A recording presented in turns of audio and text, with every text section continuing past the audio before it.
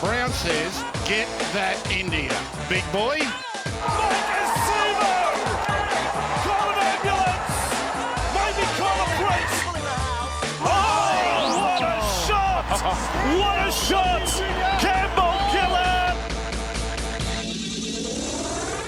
Hello and welcome back to another massive edition of the Tip Sheet podcast. As always, I'm your host, John, also known as Forty20.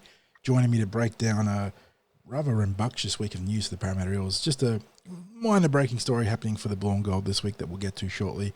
My good mates, Sixties and Clint, fellas.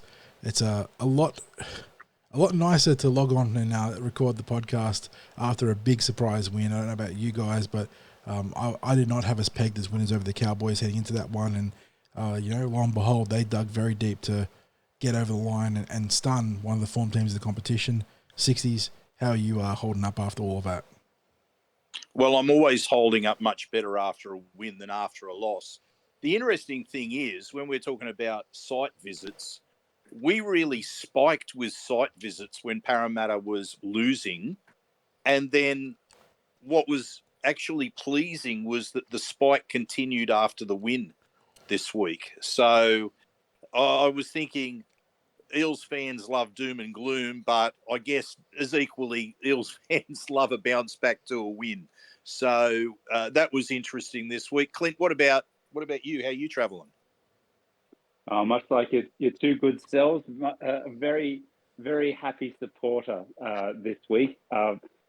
Great performance, and we'll probably give our final thoughts on it very shortly. But not too dissimilar to John. I went into the game hoping for the best, but expecting the worst. Came out pleasantly surprised. We roll into some even better news today. Let's hope we can keep this momentum going all the way up to Darwin and back to Parramatta again.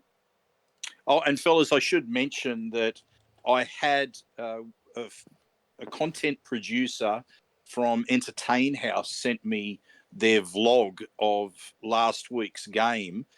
And both of you fellas would be pleased to know that your faces were prominent in the vlog where the bloke gives his reaction to the game as it's happening. So he has the camera turned on himself and his reaction, and he's talking about what's happening in the game as it's happening. And Clint, you're there looking quite studious. And John, your head isn't in shot all the time, but it manages to, because I think you were sitting next to him. Yeah.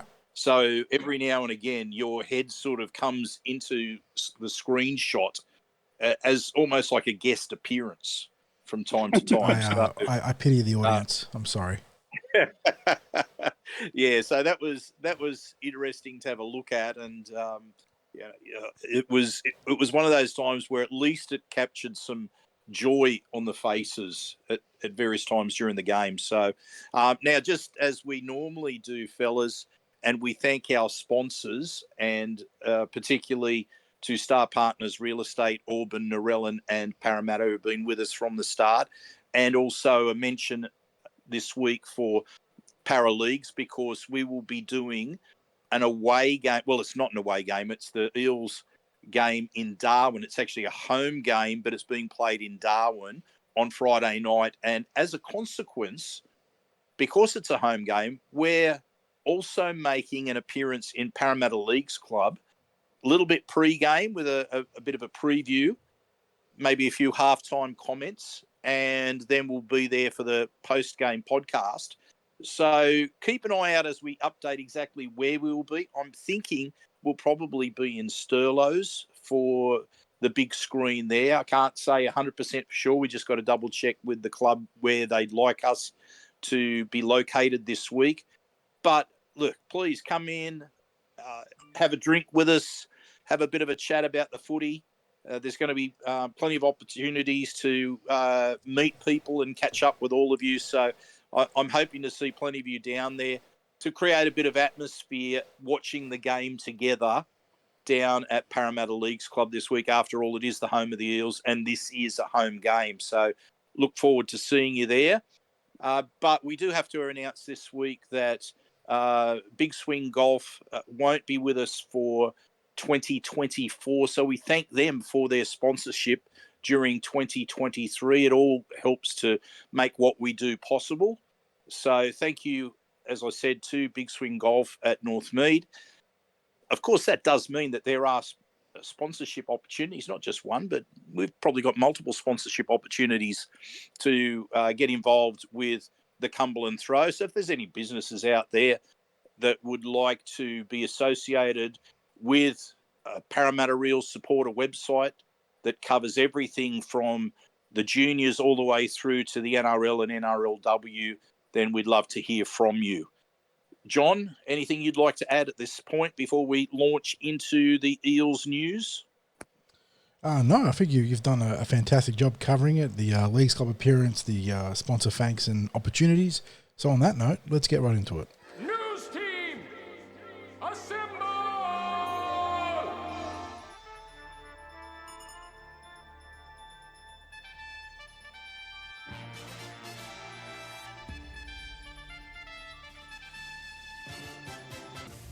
Ladies and gentlemen, we got him.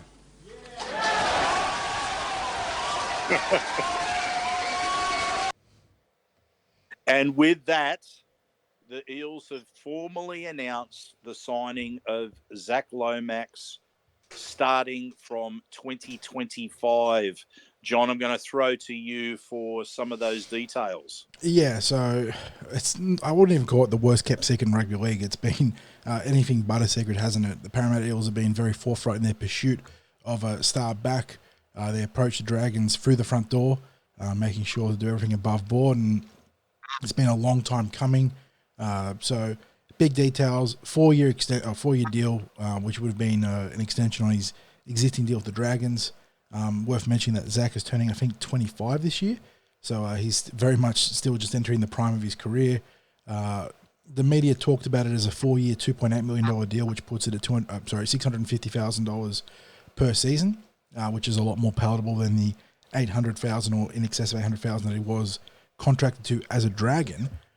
He has been arguably the form player of the competition, if not the form winger of the competition.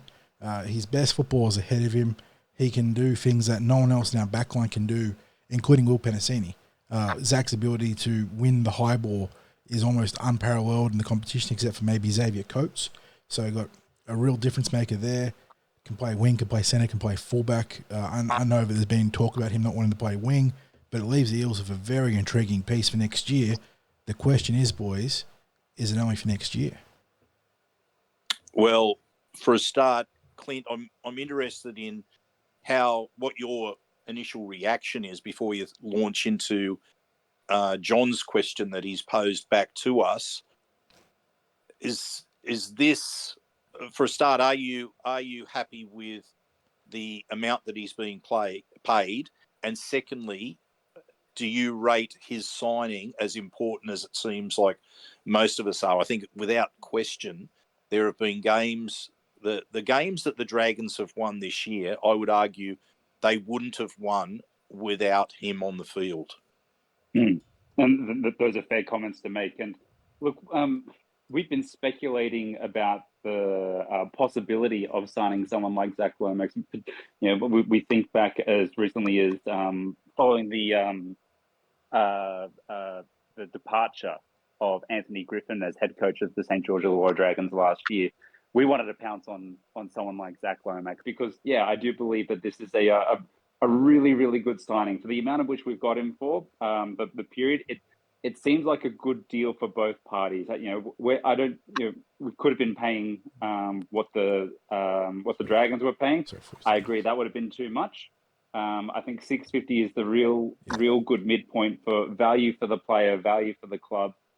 Someone who brings a multitude of, I guess, a lot of utility value, but I think will probably be best suited and most likely lining up at centre for us. And to clarify, I think I said 2.8 mil over 4 years. It's 2.6, which was what 4x650 would be. So, look, once upon a time, you probably cringe a bit paying that much for an outside back. The cap has gone up. The value of outside backs is rising, and their ability to. It's the new 500K. That's pretty much is where I was going. Is that it is pretty much the new 500K, which was and always has been an acceptable benchmark for an elite player in your backline. So, it's hard to spin this as anything but positive. I know we've been very vocal and very critical of how the Eels have approached their recruitment in the back line. And in that vein, while I am going to give a 3 thumbs up for getting Lomax deal done at a great rate for a good distance, a good duration, like there is nothing to complain about there. I don't think the Eels can rest in their laurels now. They need to continue to be aggressive. Doesn't mean they need to go out and get another star, but you got to go find better depth, better competition moving forwards for our backline, not just in the NRL but in reserve grade. But yeah, for the Lomax signing, again, well done to Mark O'Neill, well done to the entire recruitment retention committee. Fantastic job. The only thing now to turn it from A+ to an A++ signing would be to find a way to get him here this season. Yeah, and that was where I wanted to take up the question that you asked. Is it going to be possible? I guess the ball is entirely in the Dragons' court there, and that's the obvious answer. We know what Parramatta would want. We know that they've got the cap space to do it. We know that they have to fill about 3 spots in the roster this year, which I don't know whether there's anything official that's come out, but it certainly looked like Offa Hickey Ogden has done a peck, and that could just about be season ending. So you'd be talking about the roster being down to something like 26 right now, which doesn't leave much wriggle room if you've got injuries or suspension. So as you said, we can't rest on the laurels. I mean, we can't rest on the laurels. Never mind next year. We can't rest on the laurels right now. No, because you are now relying on your team staying healthy, completely healthy from here on out. In a game where we just saw Bowie Simonson have a heart and mouth moment on a hip drop tackle that wasn't a hip drop tackle that could have rubbed him out for the rest of the season. And thankfully he seems to be okay. So that's how tenuous our grip on our roster stability is right now. The way the club worded their press release is very interesting. They signed off with, out of respect for Zac's current club, we will not be providing further comment until he joins the Eels or Parramatta Eels in 2025. That certainly doesn't close the door on us trying to pursue an early release. And I'm not going to say that we're going to be out here agitating and needling the Dragons for it, given the way we've conducted ourselves relatively straightforward, I feel, at least based on what we've seen in the media. But there's no reason for us not to be pressing and going to the Dragons. All right, what would it take? Where can we have some room for negotiations? You guys get the spot. You have to be able to go to the market. They're signing Manu Brown right now, so their top 30 is now, I think, filled out. If they need the spot, well, here's a guy they can get released. They can release right away. So there's a lot of different ways that we can approach this. I choose to be. Well, the word here I'll say is pragmatic, or and understanding that it probably isn't going to happen. Not getting my hopes up for it, but I do think the club are going to go hammer and tongs at this, because you get Zac Lomax in this Eels team, and he's not going to transform the team single-handedly, but geez, he's going to make a difference. Yeah, look, I think unquestionably it is a big difference for the Eels. He'd be a big difference maker. I totally agree with the Eels' stance on this, because we've seen it before when clubs have put out photos of what the player would look like in their gear, or they've taken photos that were supposed to be just for in-club but ended up being leaked, all that sort of stuff going on. You don't want to create bad blood with another club when it comes to acquiring players and working out deals, because people might not be aware of this, but there is always negotiations going on between clubs. And if clubs have respect for each other, it's possible to work out these sorts of deals that are mutually beneficial for each party. You don't want to burn bridges with another organisation, and I'm hoping that it stays that way, and that there are talks going on right now between the two clubs. I'm sure that is the case. I can't see that there wouldn't be any way that the Eels wouldn't be talking behind closed doors. And we know that the Eels are pretty good at keeping talks and negotiations in-house. Like there's very little that leaks. And when we talk about the news being well known about Zac Lomax, it was out there, not from the Eels perspective, but once it was out there, that was when we finally started hearing about him going and having dinner at Brad Arthur's place and all the sorts of stuff that goes on. Normally, when nothing has come out at all, and I'm talking about the media getting hold of something, and I guess it was well documented that Lomax had asked for the release from the Dragons, that it was fairly well known that his target club was the Eels, so there wasn't too much to keep quiet about. But normally, all these sorts of things, meeting with BA or coming in and meeting at the club, none of that gets out there in the media. It was a little bit different this time around because of circumstances. I prefer it to be that way. I don't want to know who they're talking to. I don't know about you fellas, but if I find out who they're talking to, I would have ended up with nothing but disappointment in recent years. And not to say that I haven't been disappointed that they haven't recruited, an X Factor player up until now, or been able to add to the backline stocks. But you know what I mean? If you knew everyone they were talking to, it'd probably do your head in, wouldn't it? I mean, I know people want to know, but I don't want to do my head in. As far as I'm concerned, me knowing or anyone knowing isn't going to influence whether the thing happens or not. So, tell me when it's happened. Don't tell me beforehand. That's my attitude.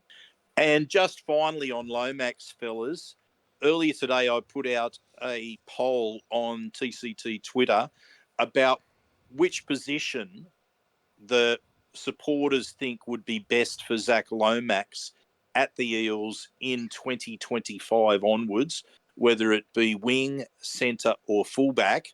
So you can vote there. It's obviously not going to impact what call Brad Arthur makes, but it'd be just interesting to see where the majority of supporters who respond to this poll see Zac Lomax as best suited to play in the Eels backline next year. So get on that. If you don't have Twitter and can't vote on it there, just respond to our podcast post. Just jump into the replies and let us know what position you'd like to see him playing in 2025 for the Eels. Okay, moving on, fellas. What's your final takes about that? Well, we're going to call it a surprise win over the Cowboys because not too many people were tipping it. 40 and I had our usual discussion in the preview about tipping with the head versus tipping with the heart.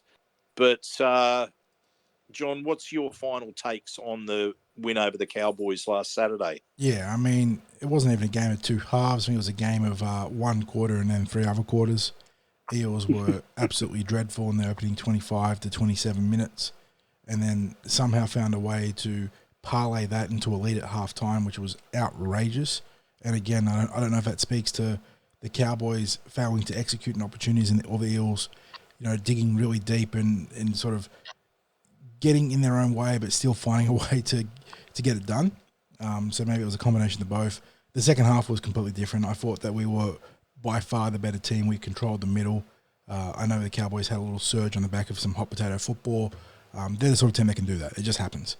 But I was very pleased with the second half. I thought the effort was outstanding. We battled through another backline injury. I know that Bailey made a return in that game. The bionic eel with the $6 million repair out the back. But yeah, really, really happy to bank that win. I did not have that one chalked up as a W for our season. And I think it's going to prove to be, if we are to go on and make a run and get back into legitimate finals contention, I think this game, this round 6 victory, might be looked back on as a critical turning point while we've been without Mitchell Moses. Clint, different circumstances and a different lineup for the Eels, but were there any circumstances about the game and how it played out that might have been similar in some way to the Manly game? Because we looked pretty ordinary at the start of the Manly game, and I was thinking they're going to put 40 on us here. And somehow we kept dragging ourselves into the game and then really controlled the second half.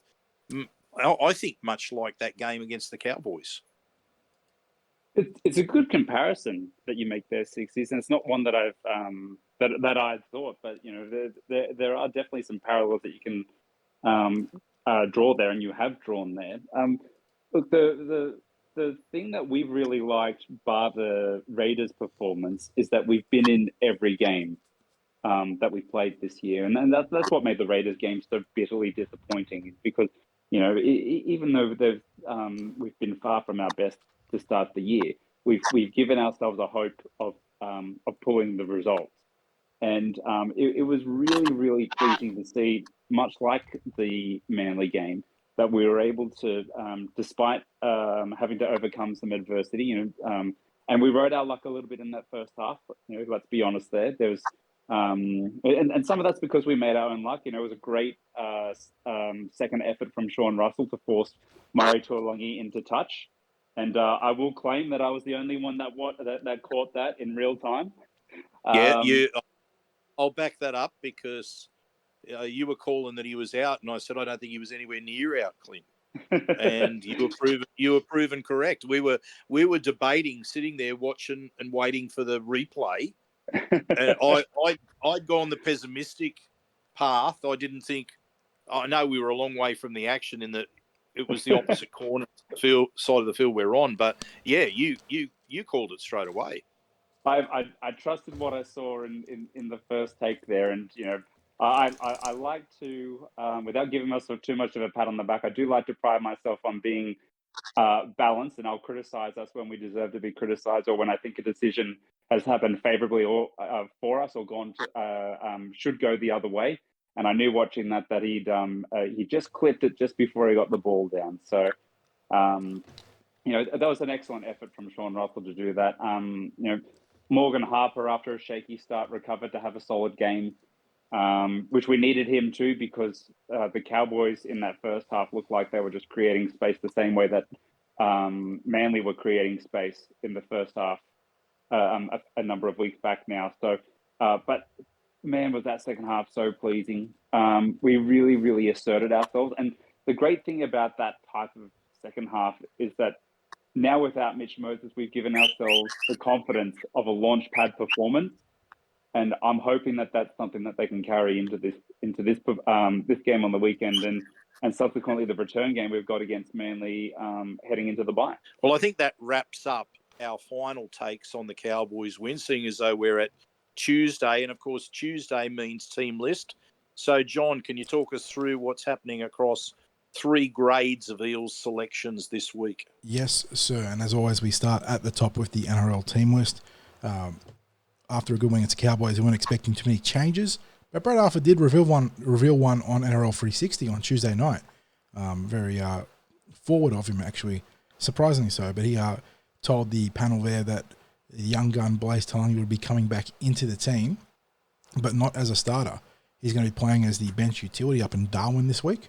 And I think BA sort of circled around the idea of his flexibility across the back line, whether it's from fullback centres or the halves, and also sort of a cheeky little idea about maybe utilising the way that Queensland love to utilise their half utilities on the bench as an up-tempo lock to get real, crazy around the ruck. So I have to wait and see if that's going to come to fruition, but certainly something to think about. But it means the team looks like this: Gufferson at fullback, Simonson and Russell on the wings, Penasini and Harper in the centres, Dejan Arce kicked the field goal to ice the game. He's back at 6, Dylan Brown at 7, Reagan Campbell-Gillard and Junior Barlow named to start, although again, we sort of expect Junior to default back to the bench. Joey Lussick is a dummy half, Lane, Cartwright and Hopgood in the back row. On the interchange, it's Moretti, Madison, Opengahi and the aforementioned Talagi. The player to make way, obviously, is Kelmer this week. He drops back to reserve grade, but he is part of the extended roster. Hands, Tuilagi, Greg Makatoa and Sivo. Referees, Todd Smith. He gets the reprieve this week. I actually like Todd Smith, and I hope I don't put the mockers on him to kill the Parramatta Eels, but in general... I have memories of the last time we were waxing lyrical about Todd Smith. Yeah, I think in general he calls a pretty clean game, but last time we did that, we did say that he ended up canning us, I think. So we're gonna be modest in our praise. And on the flip side, boys, for the Dolphins, it's a question of who they have to actually play. They're missing an absolute litany of stars and starters. I think it's where's my team list post? It actually was almost upsetting to type.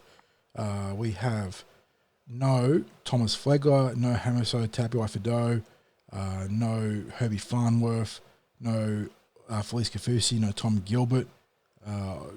The suspension of Milford happened this week too, so he's out too. No Connolly Lemalu as well, who's not as big a name as the others, but another top 17 player there. They are absolutely crushed in the injury reserve or injury regard this week. And like I was saying to you boys, so what we're saying, John, it's ripe for an ambush. That's what that certainly. sounds like. And look, I'm going to say that now so we can get it out of the system to put it out there to the universe, and hopefully it has the opposite effect. That is the same vibe as what I was going to say, in that you don't win games on Teamless Tuesday. You know, you can have the better team on paper. In this case, the Eels, even without the players that we have are unavailable or banged up in the team right now. They obviously are in a much better position than the Dolphins. But if you won games on paper, the premiership will be decided before round one starts. And in this case, we're taking on one of the best in the business in Wayne Bennett. You know that he's going to have these guys, up for the fight, to be tough, to be gritty, to dig deep. And if you play dumb football, the Dolphins will punish you for it. So, interesting to see what Brad Arthur's done there with Blaize Talagi, boys. And beyond that, not a surprise to see him sticking with the same starting team, and indeed 16 of the same 17 players that won against the Cowboys. The interesting thing I think about the selection of Blaize on the bench is the week that he was selected in the halves, we suggested that was a flashback to his time in the Harold Matts team. And this is perhaps a flashback to his first year in the Harold Matts team, where he was often coming off the bench and playing a utility role. And I recall seeing him coming on, being used in the halves. I'm sure I remember him ducking into dummy half, playing a lock role as well. So he's probably got that type of utility value. And I think given the injury scare to Bailey Simonson, it's probably a good call from BA to have a back on the reserve list this week. Or on the interchange, I should say.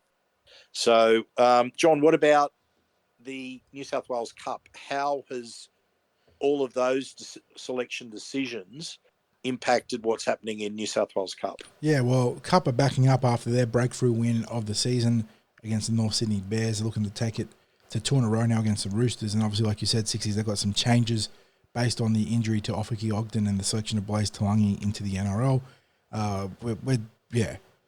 We've put Zac Senior at fullback this week, and you can make an argument that Zac is third, fourth, fifth string fullback depending on who's available in the grey, but that's all they've got right now. He plays in the custodial role. Mike Acevo on the left wing, Isaac Lumilumi record the play right, Sam Loiziu and Jake Tonga are in the centres. In the halves, it's Brendan Hands and Ethan Sanders. Makasi Makatoa and Witter McGregor the bookends. Matt Arthur continues to start, and he is dominating on a weekly basis. It's been fantastic to see. In the halves and the edges, you got Dan Keir on the right, Kelma Tulangi on the left, or at least that's how I presume they're going to run out, given how they've played in the past with Dan Keir. That bumps Charlie Geimer, who's been quite good, honestly, on that left edge. He's going to play lock forward this week. On the interchange, Manny Luke, Matt Dury, who makes his return from a facial fracture sustained in round 3? Yeah, round 2 against the Panthers. So good to see Matt back there as they ease him back towards full match fitness. Brock Parker and Reece Alderton round out the interchange. And they're taking on another team, the Roosters, who also have just the one win on the season. So a chance for the Eels to actually build this week out at Wentworth Park on Sunday.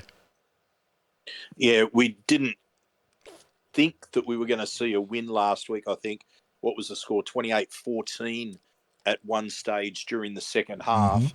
And actually 28-14. And there was still a lot of time to go. So I remember we were having a discussion along the lines of there's plenty of time for the Eels to come back, but likewise, plenty of time for the score to nudge into the 40s quite easily. That was how it looked like it was unfolding early in the second half. But I guess it was a case of the Eels being able to find passages of their best during that second half. You mentioned the form of Woods Arthur.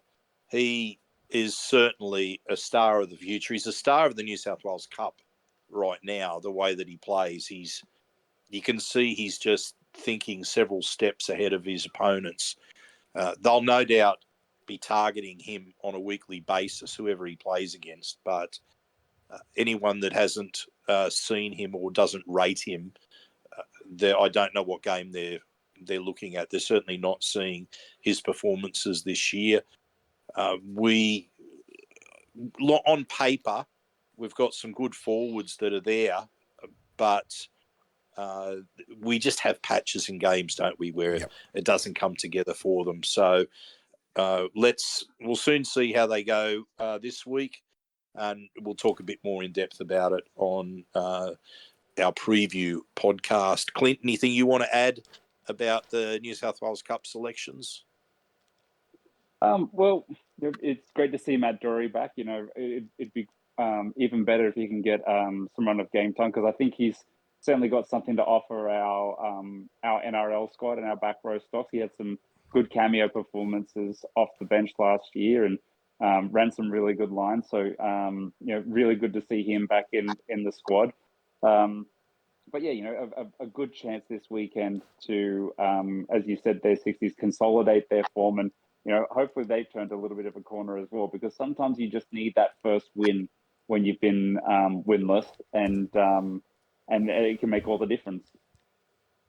And a quick question for both of you, and I'm really jumping ahead here, but just in relation to Charlie Geimer, what likelihood do you think there is that later in the season he might get a small taste of NRL? I don't think it's outside the bounds of possibility. He's been really solid. Hasn't been a star, but it's his first year of senior football. He's eligible for Jersey flag. He's not eligible for ball, is he? Not anymore, no. No, so his first year flag or junior year flag eligibility. He has been a pro up there. He's a very smart player. Puts himself in I spoke about it for other players in the past, but puts himself in a position to succeed. He's on the ball. He's in support. Defensively, he knows his assignments quite well for a young player. There are all these factors that come together to make him just a really well-rounded player. He's not a dynamic athlete compared to, the elite bodies in the back row that you see sometimes, like a Hamola or Kawata or something like that. But he's physical, he's tough, got good hands.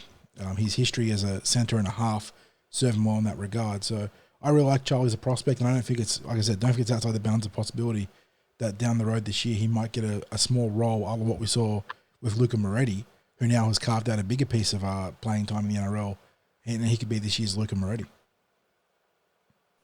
Okay, that's interesting.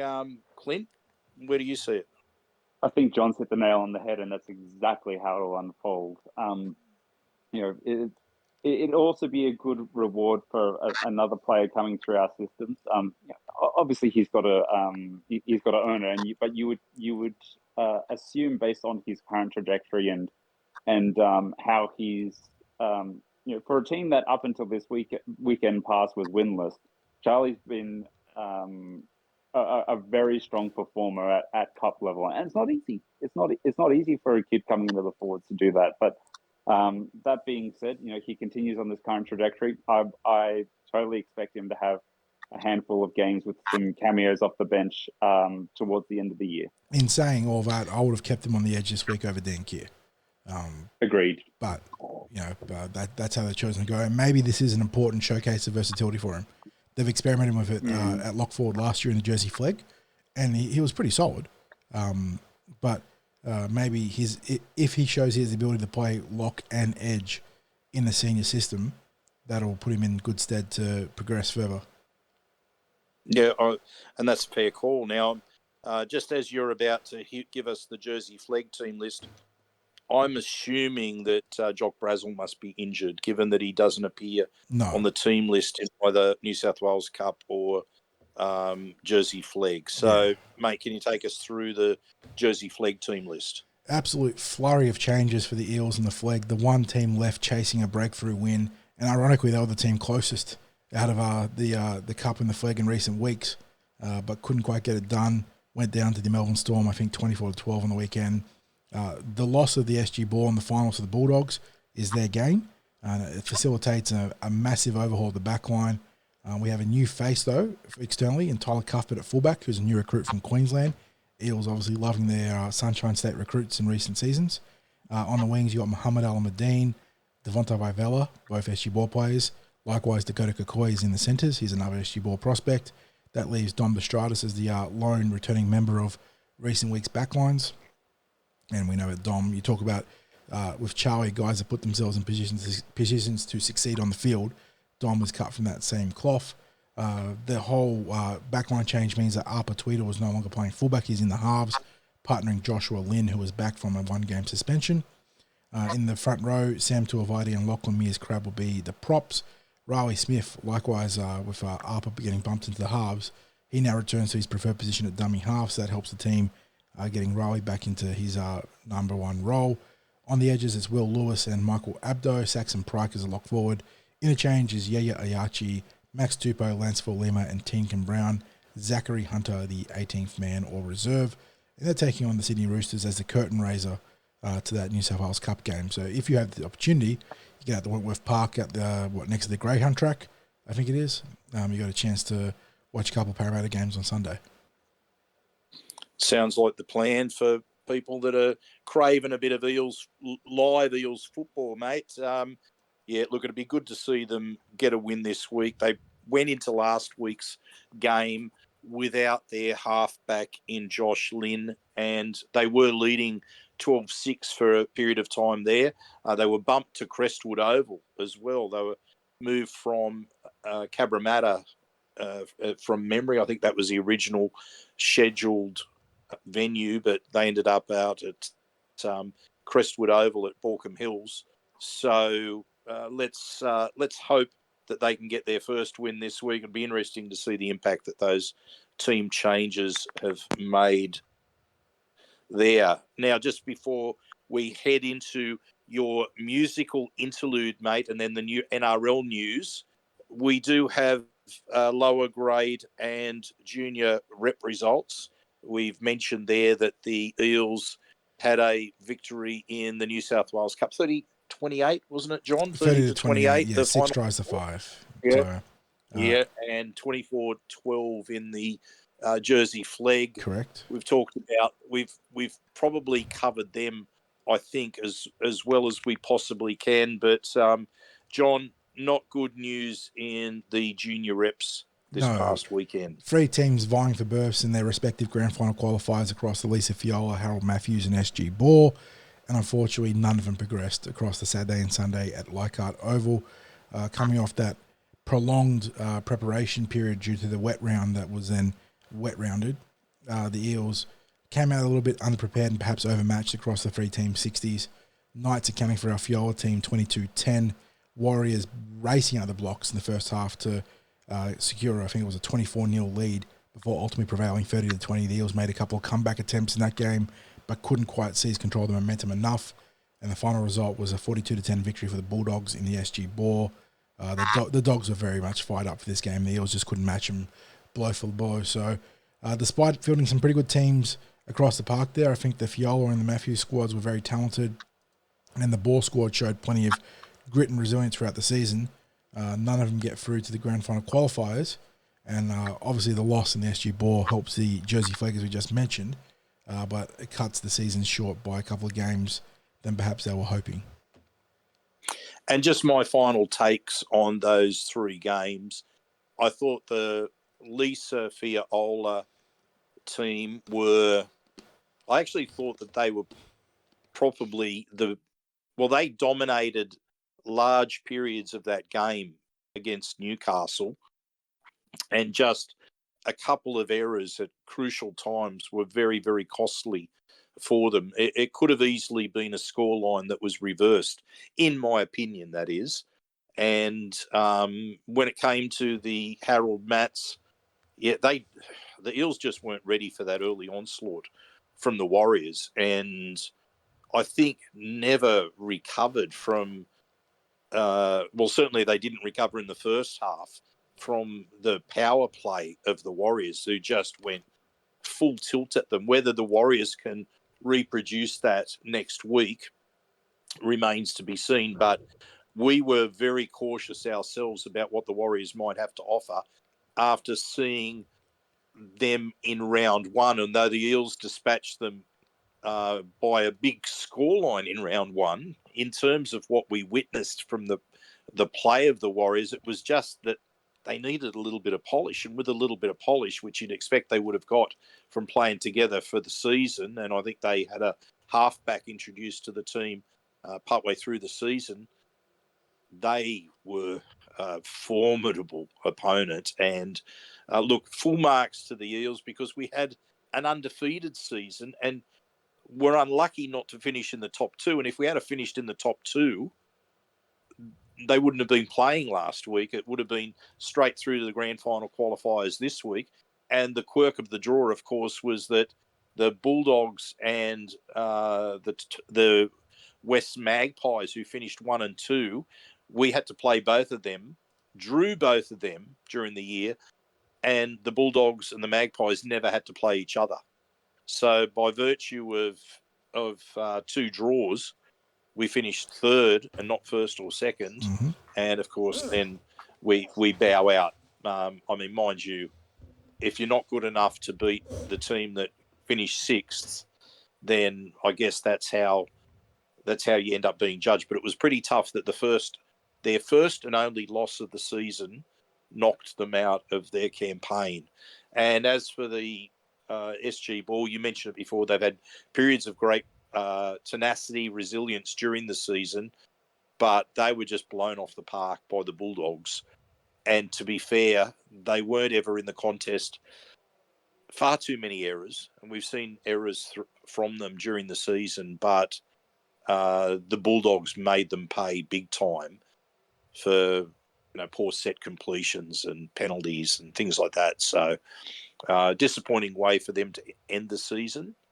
But and of course that means no Eels team even in the grand final qualifiers this week. Clint, anything you wanted to add about the junior rep teams? Well, just there was understandably a lot of disappointment in that Howard Matt's room. For the reasons that you cited there, Sixties being their first loss of the season, of course. But they had aspirations, and I think we probably, in following them, had aspirations for them to go a little bit further. So they, in particular, very much feeling, I guess, the weight of potentially an opportunity loss. But sometimes footy just goes that way, and the Warriors had a red hot start, and the boys just couldn't recover. So, there'll be a couple of those boys who'll be walking around this week a little disappointed that they're not playing this weekend in a grand final qualifier, because it was there for them to take. I wonder whether in their mind they were ahead of themselves a little bit, because it was a long way from their best football. I mean, John asked the question whether they were prepared to play this week. I think, probably that long lead in isn't necessarily helpful, but all teams had to go it isn't through in this that. grade. Not at this age, it's not. It's super beneficial for NRL teams and players who've had 6.5 months of footy behind them and need to ice up and treat some nigglies and bumps and bruises. But at this age, it interrupts the flow of your season, and unfortunately, that's what transpired for our Matt. And I'm going to take the opposite tact when it comes to the Warriors, because I think a longer lead in probably helped them, because they're flying into Australia every week. This was probably the best period of preparation that they would have had for any game.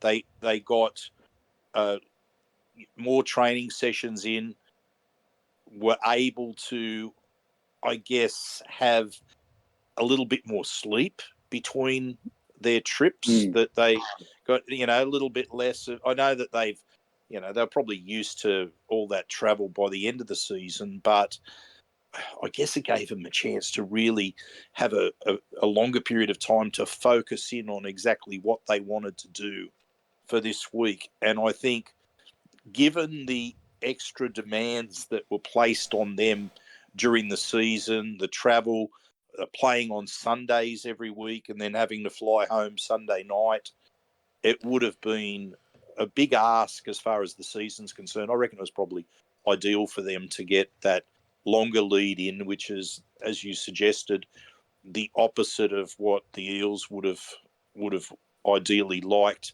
And I guess then again, what we're suggesting is if the Eels had to finish first or second, they would have had a 3-week lead in, because the teams that finish first and second wouldn't have played for 3 weeks by the time they get their match this weekend. So it'll be interesting to see how those teams that played this week, just gone, perform next week. So anyway, we've pretty much exhausted the Eels news, fellas. So anyone that's listening, this is your time to go and grab a beverage of some description, or maybe to take a little bit of a break in some way from the podcast. We're at that halfway point. Some people like to break up the podcast into 2 listening stints.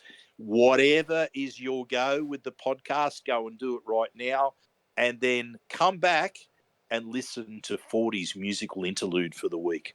Well, Blaize Talagi back in the team, which means the musical puns are back on the table. And on top of that, we're going to the tropics of Darwin, which made it a no-brainer. Whether you want to go for the Interchange Inferno or the Darwin Inferno, we go to the break with this one.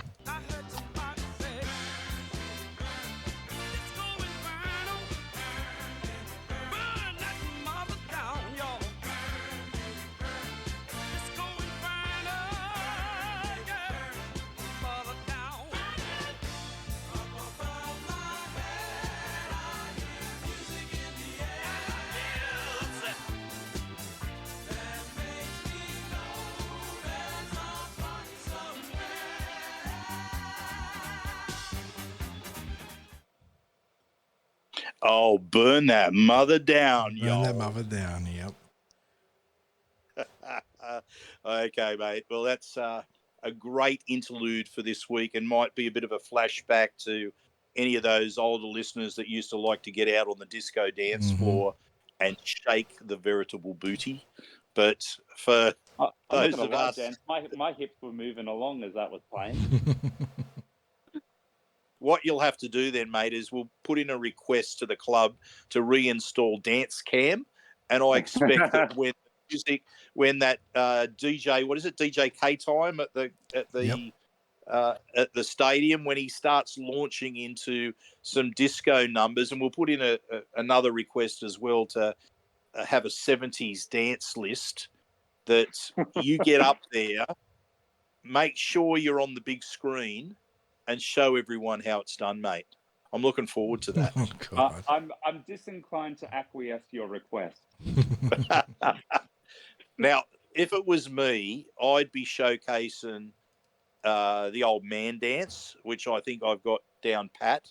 It's just for anyone that's unaware of it, and maybe to be unfair to show my dance stylings, but if you've ever been to an engagement party or a wedding and someone over the age of 60, and hang on, I've got to throw myself into that category, but generally you get the grandfather or maybe even the father or great-grandfather, who knows, but you get that older bloke getting up dancing, and generally what you see is this, the little 2-step happening with the feet.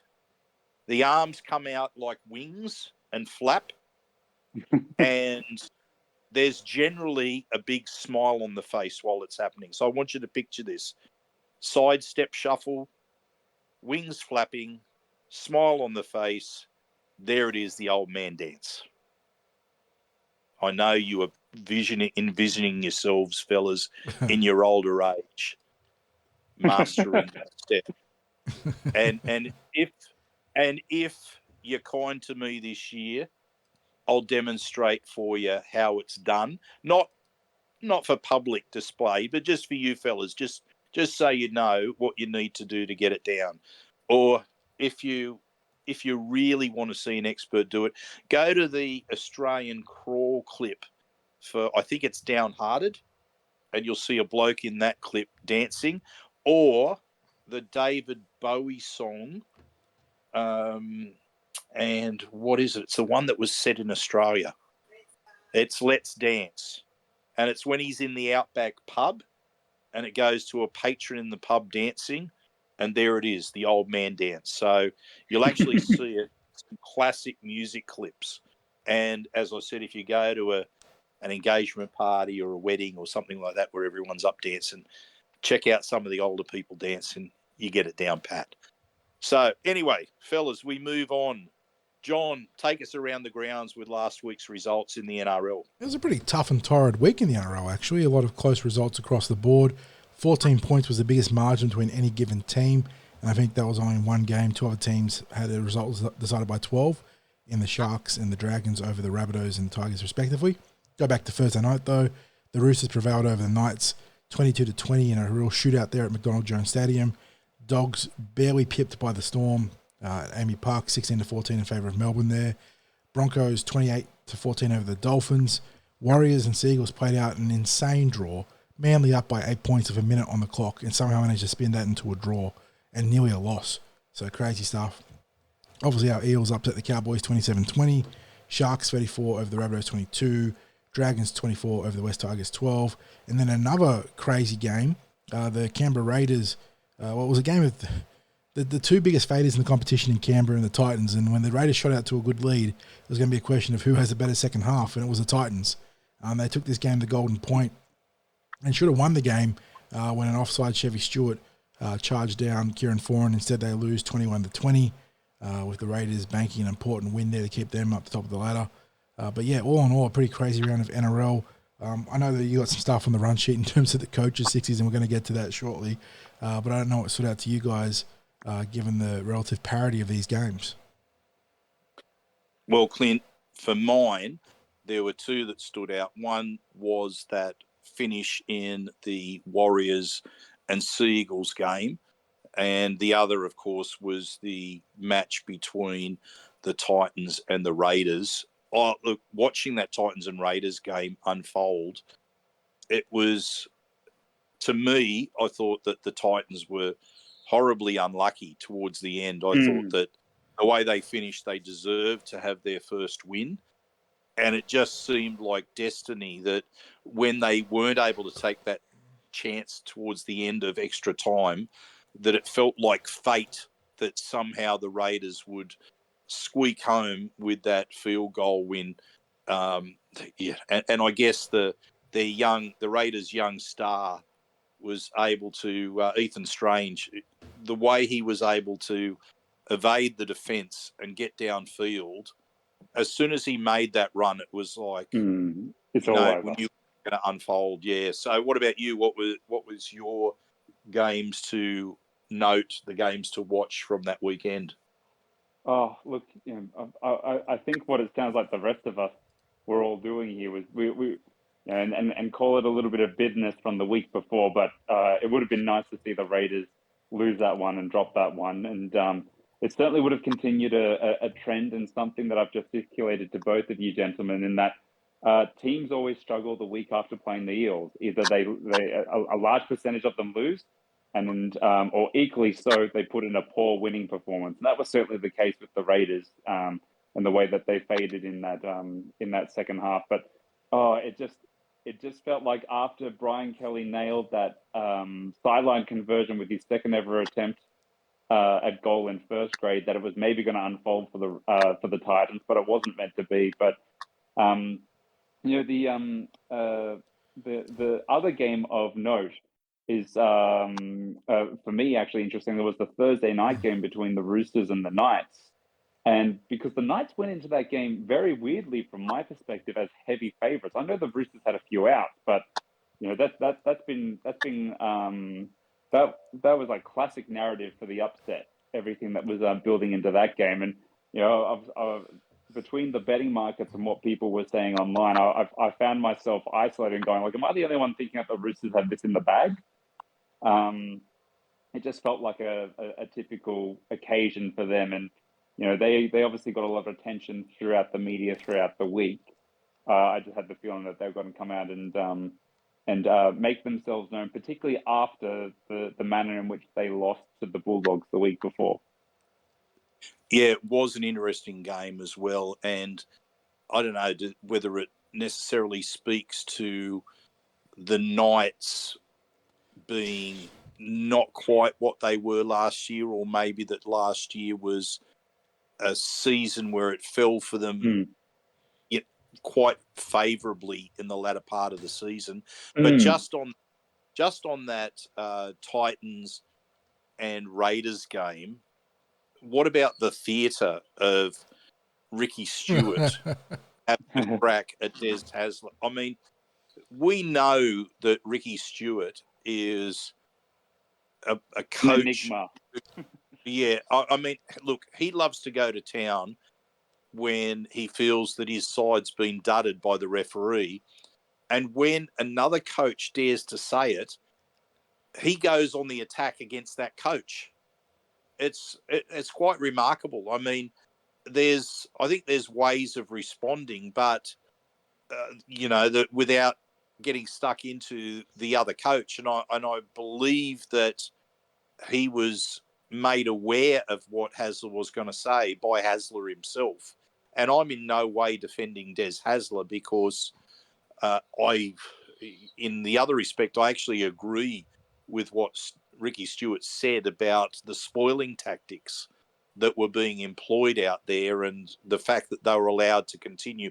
It sort of reminded me of round one last year against the Melbourne Storm, when Ashley Klein allowed the Storm to wrestle when there would been a clear directive from the NRL during the pre-season that the ruck control was going to be tight, and there'd be strict calls by the referees and instructions, and that there'd be the set restart or the penalty blown very quickly if players didn't respond to the referees' calls to move out of the tackle.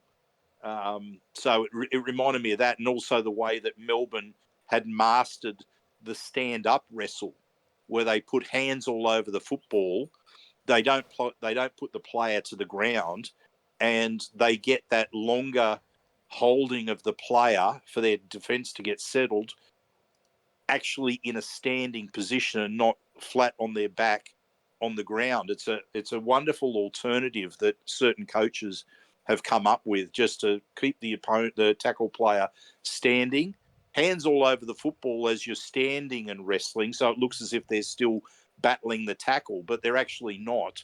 The defenders are in complete control of the ball runner. So it reminded me, the Titans tactics reminded me a lot of that. So I agreed with Stewart's sentiment, but not with him then launching an attack. I mean, I think it was close to a personal attack, wasn't it? To suggest the coach was on another planet with his observations, and then to call his team and the tactics cheating. I mean, that's you cannot question the integrity of referees, so you're allowed to question the integrity of rival coaches? Well, I mean, that's the path that he's chosen to take. And interestingly, he's there praising the referee for the lopsided counts in penalties and six agains. And look, it's for my way of thinking, no, it's not a straightforward case of penalties and that being lopsided. I mean, you do look in the mirror, first of all, when you have decisions go against you. But as we know, there's penalties and six again calls that differ greatly. And there's also the times when those penalties and six agains aren't called, and it's, it just becomes this bigger debate. I guess the NRL have decided that the officiating wasn't good enough because Casey Badger has been demoted from the NRL this week, and I don't think it would be about the one decision where Chevy Stewart was offside in that final play. I think one-off things like that in that time of the game I don't know that the NRL have ever come down heavily on a referee for making one mistake like that. So they must have obviously agreed that it wasn't good from her, despite what Ricky Stewart said. So, yeah, I mean, Clint, Ricky Stewart, he's the gift that keeps on giving, isn't he? Well, he's certainly entertaining for neutrals. He's one of the great characters of the game, and there's there's never short of that I should say that entertainment is never far away from him, rightly or wrongly. Yeah, but we move on now, fellas, and John, the injury lists across the NRL and specific clubs like this week's opponent, and you touched on it with the Dolphins. Those injuries, they just keep growing, and the Hammer is one of the big names to be out of action this week. How deep is this injury list going? It feels like one of the worst starts to a season in general, doesn't it? We've had a number of high-profile halfbacks. Obviously, our own Mitchell Moses. Nathan Cleary had a hammy who's now had a setback, so he's behind schedule for his return. A lot of guys nicked up, some serious injuries. I don't know if it's got something to do with the hip drop, crisis that's around the game, or if it's just a case of bad luck. Someone with better access to the relevant data there would have to make an informed post in that regard. But yeah, it is brutal right now. And like you mentioned, Sixties, the Dolphins are copying it real bad. Parramatta have been missing a number of key players, fronted by Mitchell Moses, but Bryce Cartwright with that rib injury that he's now fighting through on the field. It does feel like the teams that can get back to healthiest the fastest have a chance to really separate themselves from the pack in the coming weeks and months. So hopefully that's the Parramatta Eels, but it is brutal around the game right now. Yeah, absolutely. Clint, can you remember seeing the start of a season like this in terms of not just the number of injuries, but the key injuries? Yeah, anecdotally, no. It kind of feels like every week we're getting a big name on the sideline for, and I'll classify an extended period here of 4 or more games. Which it's the NRL. It's so hard to win a game, and we're in a position right now where, by virtue of the Dolphins coming in last year, there's been at least a temporary dilution of the talent pool by virtue of there being another team. That one, what used to be one injury could be managed, or 1 or 2 key injuries could still be managed. Now they can have a cascading effect, a cascading negative effect, that is, on the outcome of the affected team over a course of the games that player or those players are unavailable. It's very intriguing, and obviously the team that's least affected, or the teams that are least affected, are going to come through these periods on top, or I guess the weighting of their win-loss ratio be less affected. But yeah, everyone's sort of getting their turn in the kaleidoscope at the moment. We copped ours pretty heavily, obviously, with the Mitch Moses injury, and given the expected duration of time that we're without him. But yeah, it just feels like each week it's a case of, well, who's next? And you don't want to be thinking that way, but that's certainly how it's been unfolding. And even beyond the official injuries, I think it was AJ Brimson boys that was on. I think it might have been Matty Johns on his show, and he was talking about how so many of the squad that are playing are just carrying significant injuries, but just playing through it. And that's a reality that faces every club. Is that stuff that would sideline me, you, and the average Joe, and have us limping around and cussing. These guys have to play through and push through. So I don't think the Eels are any exception there. I think you can see some of our guys are walking wounded and they're pushing through for the sake of the team. Definitely they've got their ribs padded. Mm-hmm. And and it goes beyond that with other guys too. But yeah, this does feel like a survival of the fittest, a real war of attrition right now in this competition. And you know what? Having seen, I guess, the last 10, 11 pre-seasons in a row, you'd see players who get nicked up a little bit during pre-season and they'd maybe be doing rehab for 2, 3, 4 weeks. They wouldn't be joining in with any opposed or contact sessions with the rest of the players. Something similar that a player might have at this time of year with all clubs, they're playing through it. They're having to play through it, because whereas in a pre-season, a club can afford to have 6 or 8 players sitting out sessions and be running around in a rehab group, especially if you've got somewhere between 36 and 40 players doing the pre-season, you can afford for players to be out. And why risk someone when they're not playing? You just get it right during the pre-season, because the aim of the pre-season is to be starting the season proper with every player available and every player fighting fit. So why bust them up by forcing them to do full training when they're carrying injuries? But there's no such luxury during the season itself. Another interesting story this week was that over at South Sydney, the club that seems to be featuring so much in news these days and taking some of that media shine away from the Tigers, but South Sydney, last week, it was a fait accompli that this was Demetriou's last week in charge of the Rabbitohs. Well, last week, that last match was his last one in charge. And now this week, the story's been spun into it being he's been given a reprieve. Well, we were all, the narrative is, oh, well, yes, it was 100% going to happen, but somehow it's not going to happen. And then Mal Meninga's been spooked by this, or he's not happy with that. And the powers that be were satisfied with the game effort that South put in against the Sharks, and blah, blah, blah, blah, blah.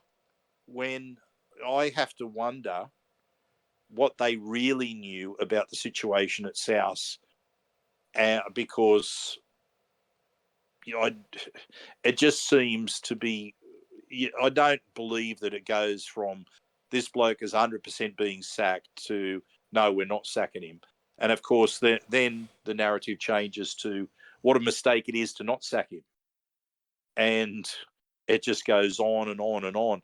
I guess when you're in the eyes of the media, Clint, there's no escaping, because they will spin something one way or another. Yeah, and it's why the media training for anyone who holds an official position is paramount to the success of that position. It's simply not a job of getting out on the training paddock with the players and working with the sports scientists. You have a very customer facing role, and by customer I mean you're facing the club stakeholders and then likewise the rugby league public, who all have an interest in either your success or dare I say failure. And you're going to be judged obviously on the results, but also the manner in which you handle all of those situations. And we live in the 24/7 news cycle we have for the better part of the last 40, 50 years on Earth in the Western world. And rugby league and its evolution throughout the 90s and 2000s into that of professional sport, and dare I say the premier professional sport in this country now, certainly in terms of viewership, the media is always going to be looking to optimize its content cycle. And when you I guess douse the flames with petrol, and through not only struggling on-field performances, but likewise the I guess the things that have taken place at South in the off the field the better part of the last 4 to 6 weeks, you kind of end up where they are. So even though Jason Demetriou's got a reprieve now, you do wonder if it's moving deck chairs on the Titanic sort of situation. And the only thing that's going to turn that around is quite coincidentally what our head coach Brad Arthur said during his presser in the lead up to the Cowboys game, and that's getting wins.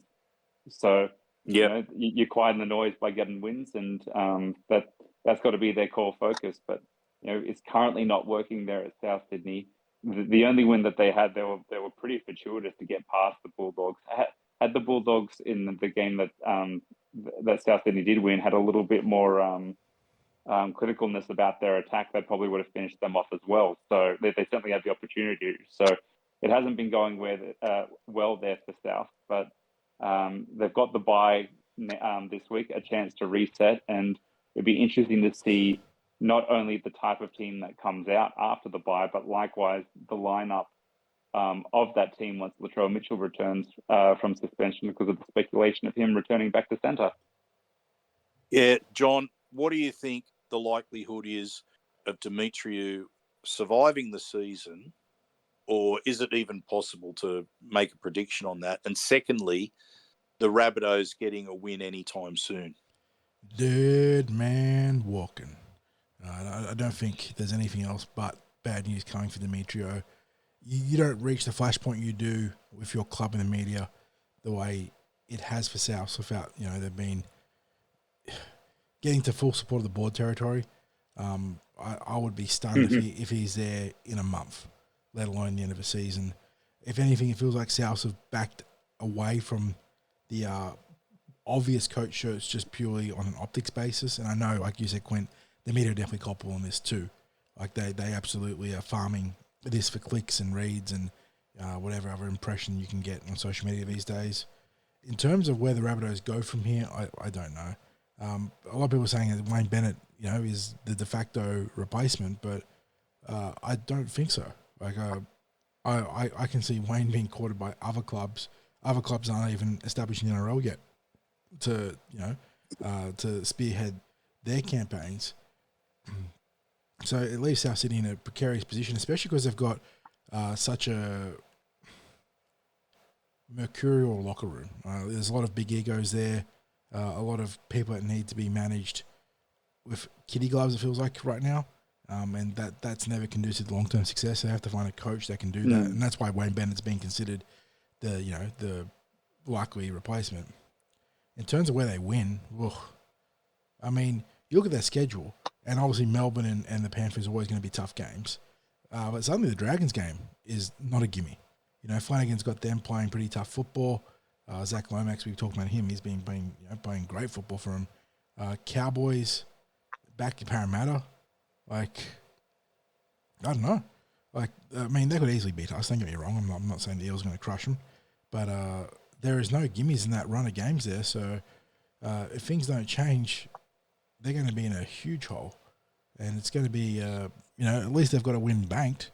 Obviously, the Gold Coast Titans don't have one, but they're dealing with a first-year coach who's got runs on the board from his NRL career. So I don't know. The Bunnies are in a huge hole right now, and they call it a reprieve, but if anything, it's a stay of execution by a week or whatever the end-up timeline is for Demetriou. Yeah, I'll probably give it 2 weeks, because I think when I say 2 weeks, I mean 2 matches. Yeah. Because I think they may be heading towards a couple of heavy losses. There was a lot of talk about the effort that was in their performance against the Sharks. I thought the Sharks were ordinary myself. Yep. And I think the South Sydney performance, there was effort and minimal polish. And I think an on-song team that, like a Penrith Panthers, like a clinical on-song team like the Panthers, would have put a cricket score on the Rabbitohs. And we're not saying that with any thought about our Eels are so much better, because we worry about what our struggles might be against certain opponents when we haven't got a full roster on the field. But it just feels like South, there's a lot of players that aren't on the same page, and whether that's the fault of the coach and how he runs things, or whether it's just a case of the roster isn't good enough, or they've got players that just aren't capable of working effectively in the culture of South? I don't know. They're the only ones that can answer that, and I think it's unfair to maybe point too many fingers. So that's for them to work out. But I want to move on to a really bizarre piece of news, because I can't ever recall anything like this, where there was, maybe I can, because I think there's been some sponsor associations, I think from memory, with the Sharks, with a certain sponsor that might have been, had adult entertainment background, I think, from memory. But the Dolphins have a sponsor by the name of Alternaleaf, and they are a plant-based medicines clinic or plant-based treatment clinic. So it's alternative medical therapies. And it just so happens that one of the ways that they are able to help people is through medical marijuana. And there's issues around sponsorship and whether it's allowed, and I believe it's being investigated, but whether it's allowed for broadcasters to have coverage that shows, first of all, the jersey with the Alternaleaf logo on it, or ground signage of Alternaleaf, actually, even for whether the grounds themselves, the stadium themselves, can put up that sort of advertising. And it's an interesting one, because I believe the view of the defense of this sponsorship is that the legislation or the rules that operate that say that you can't have advertising of any sort for prescription medication, and medical marijuana is prescription medication, that you can't have advertising for it through on television or on sports coverage. Whereas they're saying that Alternaleaf is promoting the clinic and not a specific medication. John, have you got your two bobs worth that you want to throw in there? I don't have any strong opinions on this one way or the other, but it's always funny seeing a battle of technicalities. The media and marketing space is filled with them. So I'm interested to see how this plays out, because I imagine it opens the door for other companies to potentially sponsor any given team in the NRL. So in a way, it's going to be a landmark precedent one way or the other. But yeah, don't have a dog in this fight. So yeah, I just wait and see how it plays out. Clint?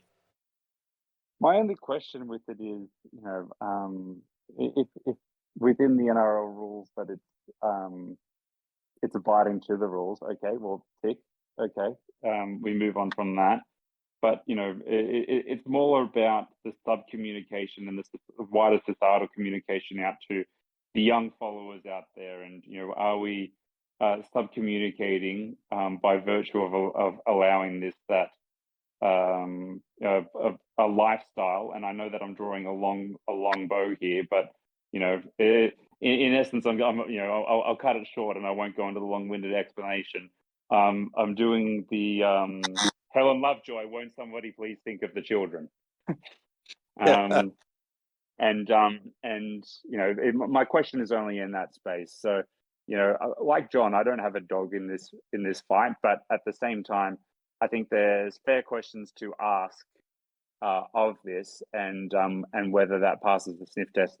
Not for me to decide. If it were up to me personally, I probably wouldn't allow it. Just because those connections can be made, and it then becomes a potential case of whataboutism, and are you also potentially opening Pandora's box as a result of that? I remember there was a case. I've got to think it was in the early to mid 80s, when the medical entrepreneur Jeffrey Edelstein was looking at buying the Sharks, and I think he'd pretty much Mm. had wrapped up the purchase, and he was buying it for his then wife, and I'm trying to remember what her name was, but she was a lot younger than him, and I believe she was a Sharks supporter. And it was, geez, I think he was announcing it like as a birthday present or something like that back in the day. And there were Sharks players there, and so it was obviously something that was going to go ahead, and it didn't go ahead. But you know, that was obviously his clinics, I guess, would have been the sponsors of that. And I can't even remember whether they had a particular name that wasn't his name, but that's the closest I can think to that. Fellas, let's now wrap things up by looking at the launch of State of Origin for 2024, and we've had comments from the Blues coach Michael Maguire about what his attitude is going to be around form and around having players that are going to be the Origin type players, that competitive, tough Origin type players. And like, for example, there's a name that's been thrown up in Cam McInnes. We always get, when it comes to this competitiveness, we always get Jake Trebojevich's name mentioned as a must select for State of Origin. I'm interested in hearing your takes, fellas, because my attitude towards this is I find it interesting that there are players like Jake Turbo and now it seems like Cam McInnes, who a coach would like for their competitiveness, but I don't see them. If they were on the open market, I'm sure they'd get some suitors, but I don't know that they would necessarily command the salaries that either, in Jake's case, that Manly are paying him. And I don't know what Cam McInnes is on, but I don't know that they're high market value players, but it seems that they are Origin players, and that almost feels like an anomaly. But I guess it's like the coach getting the sort of players that he wants just to get the job done, and he doesn't necessarily want the players that are the highest profile or the most talented in a particular position. John, what's your take? Yeah, look, you love a competitive guy, like the one that's got that dog in him at the club level. They're the guys that are your glue, on a week-to-week basis. Their ability to dig in and sort of rally the troops is important. At Origin level, obviously, you prize competitiveness and the ability to fight and get into the trenches. But you got to pick the 17 most talented guys and back yourself as a coach to get them into a headspace to win. Jake is obviously beloved by the New South Wales hierarchy. We've spoken about before, Sixties and Clint. He is obviously an incredible individual off the field. Like you don't hear a single bad word about Jake, but the reality is that he's not going to win you an Origin game, and the Blues keep picking him. And I don't think it's a shock that the Blues, across various coaches and various iterations, have this problem, and it's why Queensland keep winning, because Queensland consistently, like, they've had the luxury to pick obviously great players in key positions for a long time, but when they go for a guy out of the blue, they're not picking a guy that's a meme. That's the wrong way of putting it, because that's unfair. But picking a guy that's plucky and competitive, they're picking a young guy that's on the up and maybe give him a taste of Origin football before everyone else expected him to be ready. And that's why we saw with Gilbert at the Dolphins. I know he's injured now, but that's just bad luck. But he was ready to take off and explode. And the Blues go the opposite way. They go to older guys who are competitive and think that they're going to make a difference. You know what? I think Queensland, going back 20 to 30 years, would go down that path of picking players who I mean, they literally would pick players out of reserve grade who weren't in form for their club. We had Bob Lindner Yeah, for a famously. short period at the Eels, and Bob Lindner was one of the great underperformers that that we'd ever recruited in terms of a star player who just didn't produce for the club. But I guarantee you one thing: like any time he was selected for Queensland, he was one of their stars. But And I guess that, I mean, maybe that, and I think there's been some other players that's happened with in the past with Queensland Origin, but I think the game's in a different place now. that's exactly what I was Certainly going to Queensland Sixties. is. That was true for then. Queensland have a different.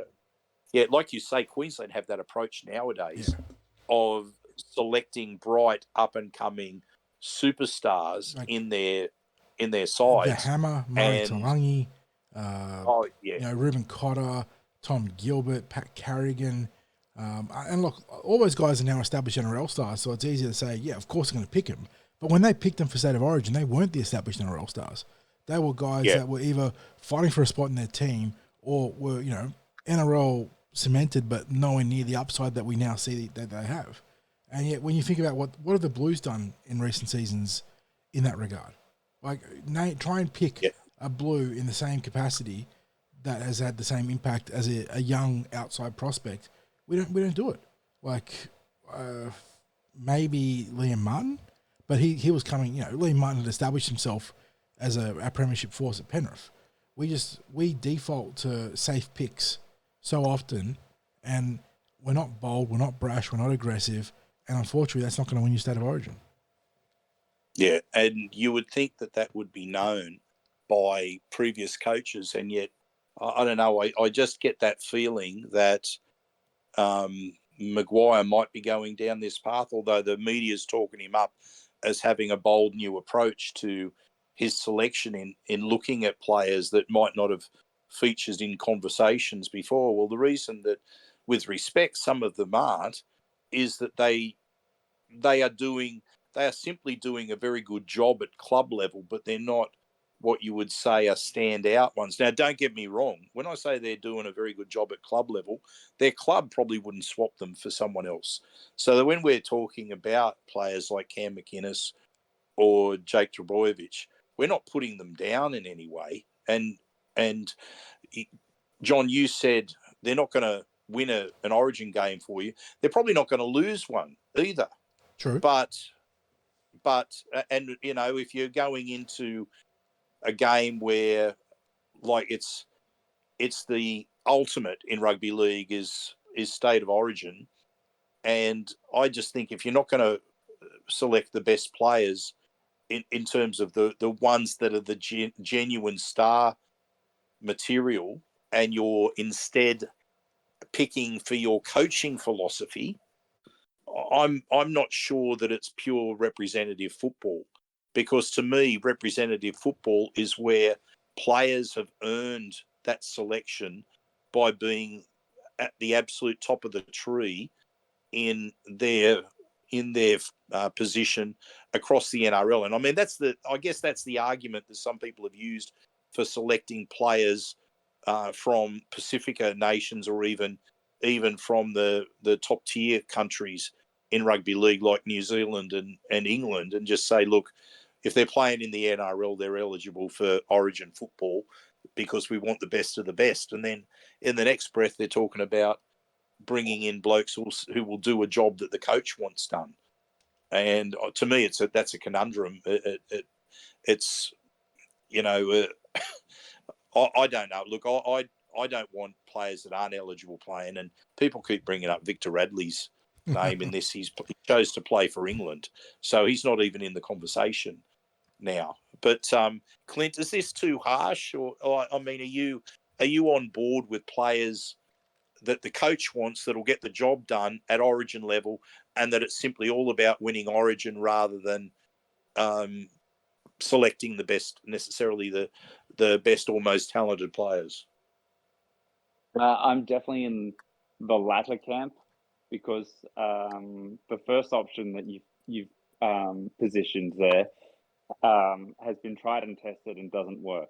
Now, you can make an argument that Origin being a game of attrition, and the fact that the results have only just in any individual series just slightly swung Queensland's way, but it continuously just slightly swings that way, and you need a circuit breaker.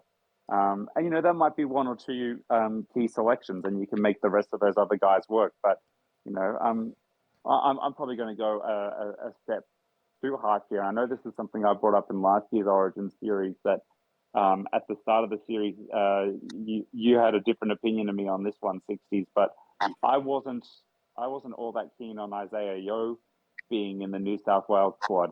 And that's not because he's not a great player. He's a phenomenal player. He's been one of the best club players for a number of years now.